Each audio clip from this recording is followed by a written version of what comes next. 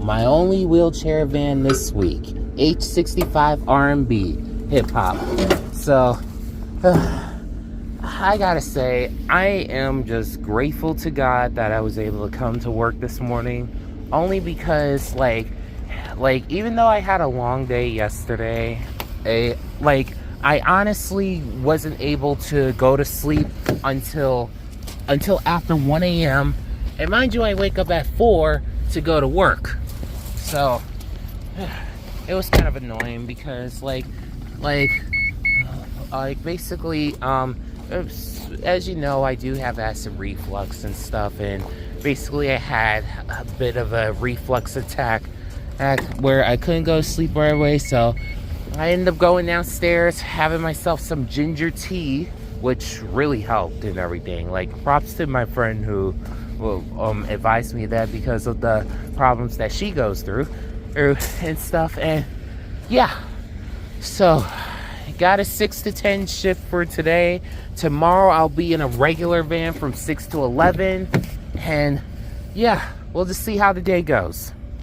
So far I just took care of a little shuttle, but remember last week when I mentioned it'd be nice if the driver partners could be able to call the passengers again? Well, they fixed that, which thank goodness. So basically that's great. So right now I'm just waiting for another passenger, because right now I'm just doing some little round trips and everything, so not bad.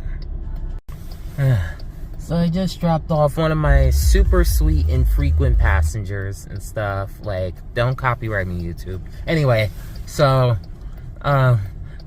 yeah, so I'm over here, basically over by Harsmith's Cove. Like, it's literally around, like, the BJ's and the ShopRite is literally around the corner of this building.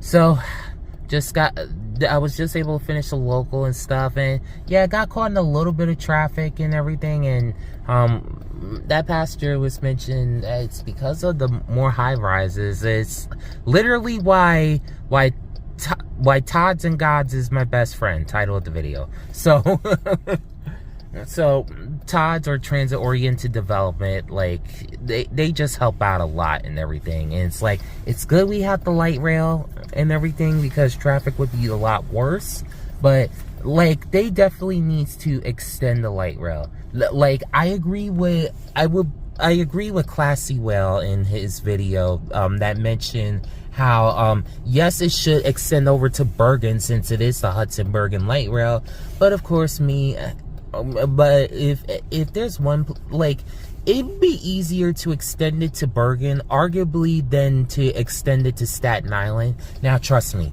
I've been wanting the light rail to come to Staten Island for a long time, even before I started working for VIA. But, you know, it's up to New Jersey Transit, and in many ways, it's up to the MTA as well. But we'll see.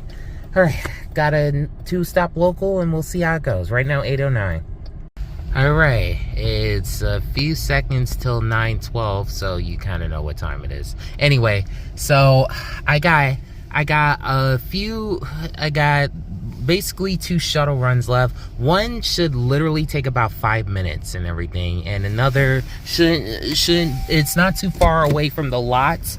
Like, it's literally a half-hour drive. Wait, hold up. I gotta go to the bathroom right now, and one thing I love is that this is one of the vans with keys.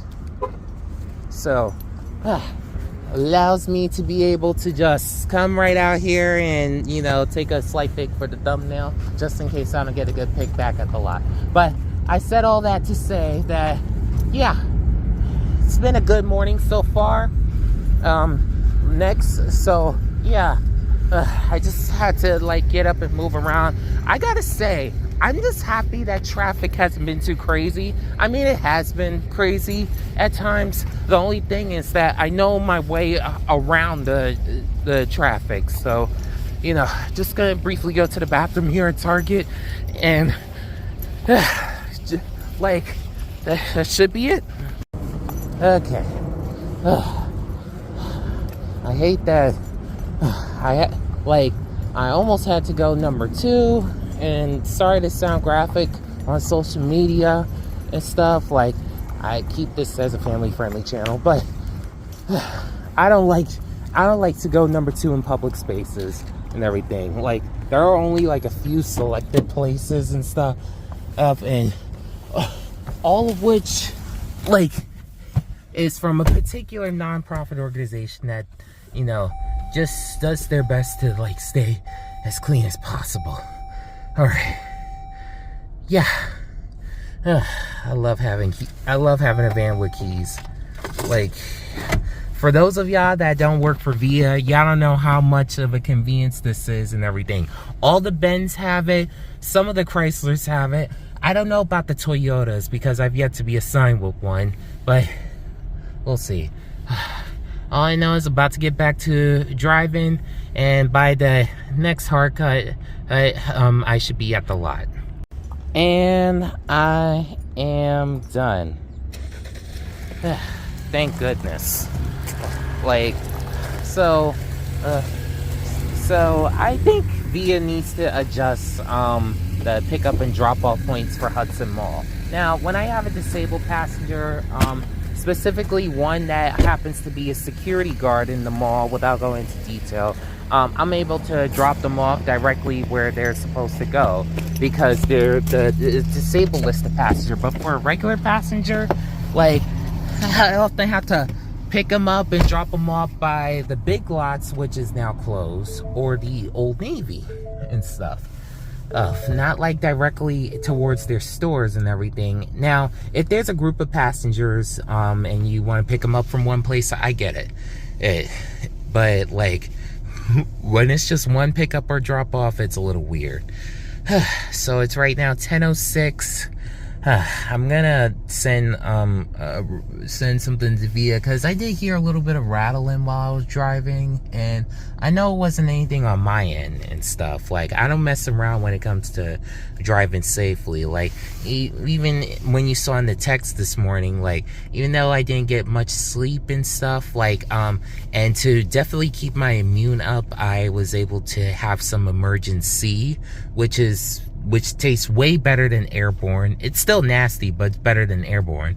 But but you know, it was able to give me the boost and the energy that I need, because I did wake up fine. Like, I'll be frank, I do not mess around with driving drowsy. Like, if anything, I feel that it's much worse than driving drunk, because at least with driving drunk, there's a level of awareness as to why people should avoid it. As for driving drowsy, I feel that there's not as much awareness towards it, which makes it arguably more dangerous and stuff, in my opinion. And not necessarily the driving drowsiness, it's because we common motorists often underestimate it and everything. So that's that. I'm just gonna go home and I'm gonna take a little bit of a nap. For those of y'all that follow me on the Raymond Waters Imagination WhatsApp channel, which I've mentioned about probably hundreds of times at this point, even back when I had my micronation, like, I am slowly, like, I was able to push my way through the writer's block for one of my ports of calls for Project 11, which is like way in the future. Like, honestly, this book should probably be released in the year 2029, which is 4 years from now. So if all goes well and everything. Like, right now we have my latest one, Imagination in Space, which is available on Amazon Kindle for $2.99. And like, if you have definitely an interest in space travel and everything, especially, not to make it all political, for ones who especially have interest in